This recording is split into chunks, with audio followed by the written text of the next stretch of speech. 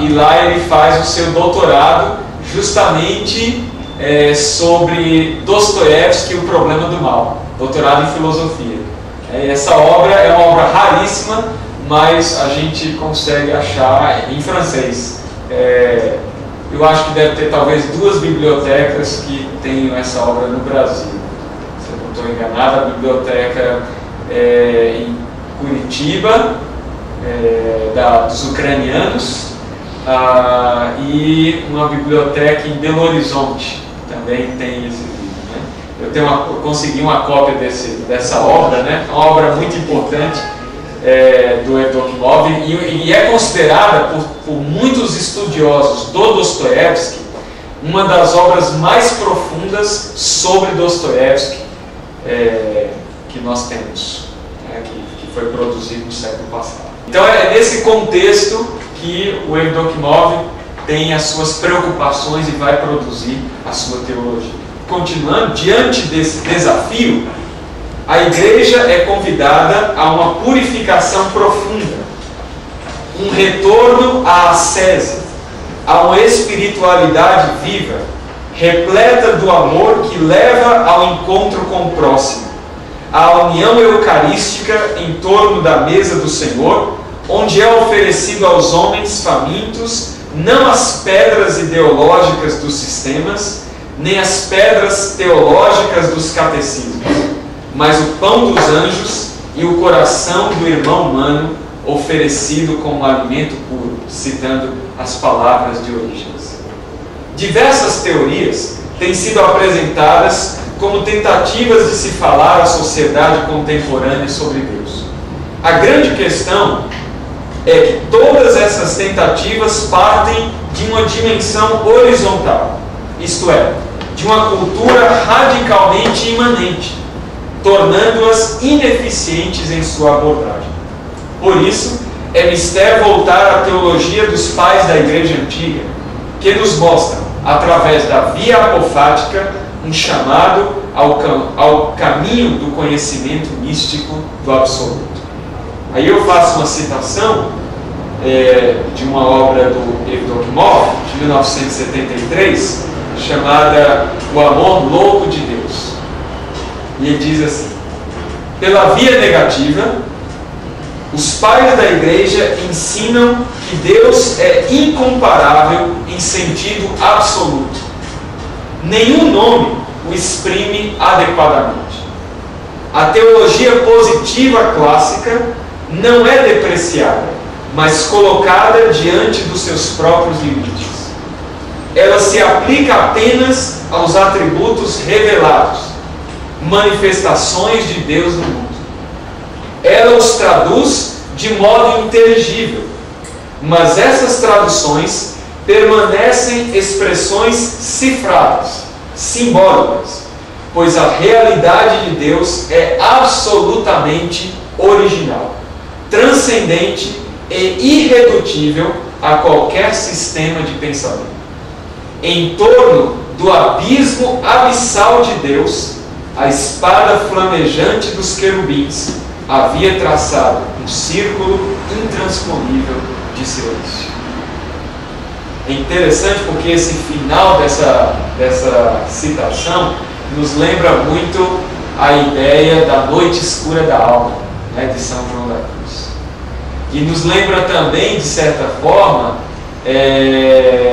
aquilo que está na chamada mística especulativa, né, da escola renano-flamenca, da qual Meister Eckhart é o maior expoente, né, dos seus sermões alemães, essa ideia do abismo, né, de que a diferença entre nós e Deus não é apenas uma diferença no sentido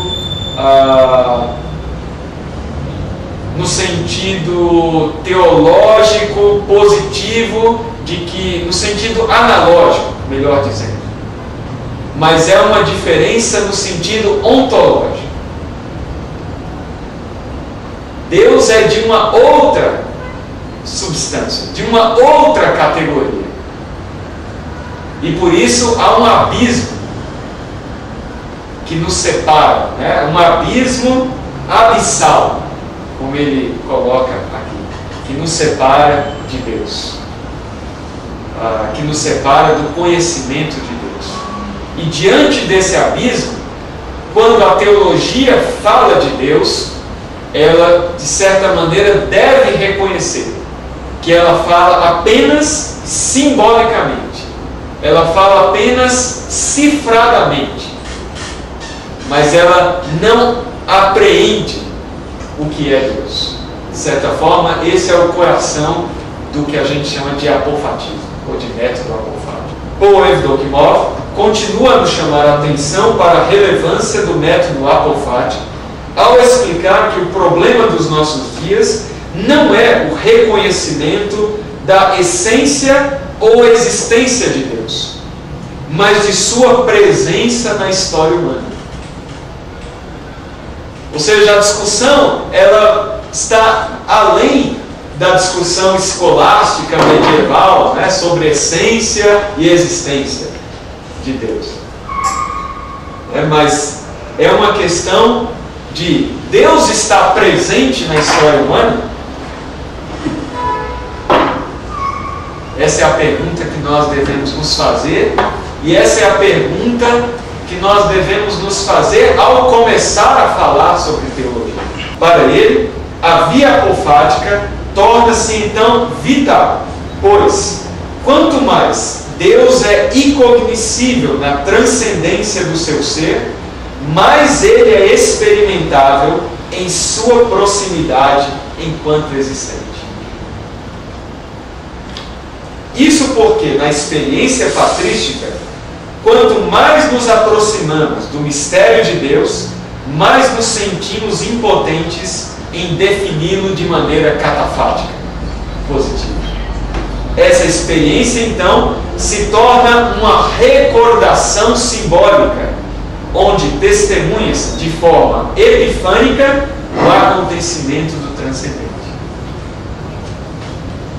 Então a ideia é que a teologia, quando fala sobre Deus, ela deve reconhecer a distância que estas palavras sobre Deus têm do que é o próprio Deus.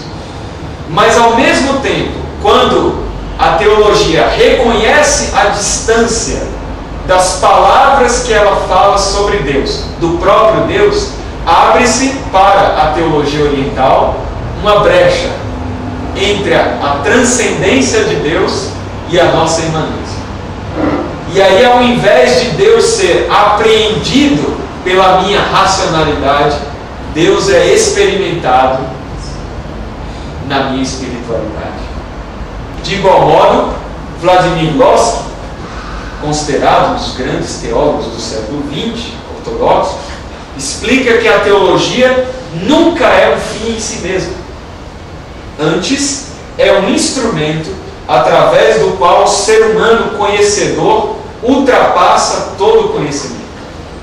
E ao fazê-lo, chega à união mística com Deus, sua deificação, objetivo por excelência da criação.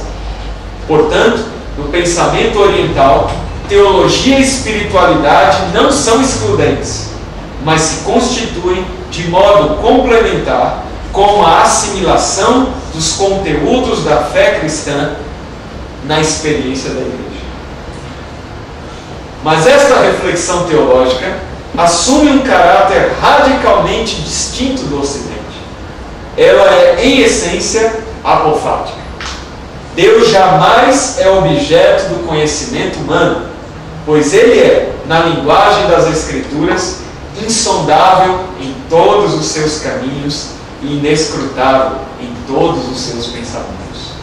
E é interessante porque essa doxologia que nós encontramos na carta aos Romanos, ela vem justamente após uma grande apresentação, né, digamos assim, da história da salvação, da história do agir de Deus, né, da presença de Deus na história da humanidade.